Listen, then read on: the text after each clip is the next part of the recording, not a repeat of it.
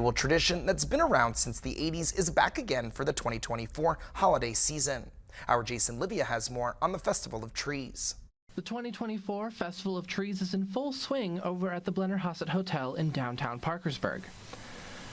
Executive Director of the United Way Alliance of the Mid-Ohio Valley, Stacy DeSico, says they have been in charge of the event since 2020, a year after ownership of the hotel changed hands. In 2019, the new owners of the hotel took over, and in 2020, we had the opportunity to step in. So since they have owned the hotel in 2019 and since we stepped in 2020, the partnership has just grown in some new directions. So both Wayne and Lee have been excellent to United Way and just helping us think of ways to keep the tradition alive, but also make sure that we're making significant impact from a fundraising component for our United Way. So they are just, I can't say enough about what phenomenal partners they are in this event. This year, more than 60 trees and wreaths are decorated and on display for both hotel guests and the public to view. The United Way has added a couple of extra events this year to bring more fun and excitement to the festival. We've been able to add a couple of fun events to the Festival of Trees season, and one of those is our Trimmed event that comes up on December 4th. One of those is our character breakfast that comes up on Thanksgiving weekend. So I think everyone who's been involved will tell you that the infusion of United Way to the Festival of Trees has made it a nice breath of fresh air and added some fun and excitement to it.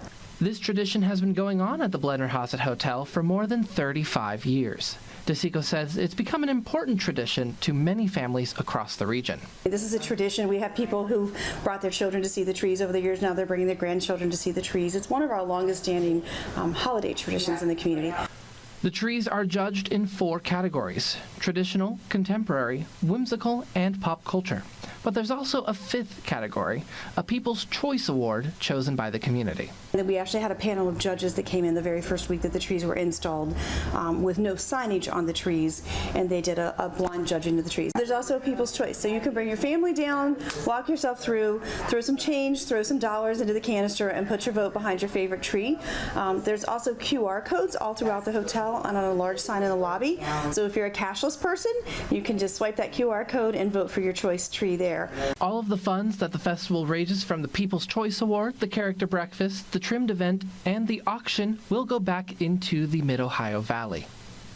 Those dollars that we raise stay right here in the Mid-Ohio Valley. It's my absolute favorite thing about our United Way.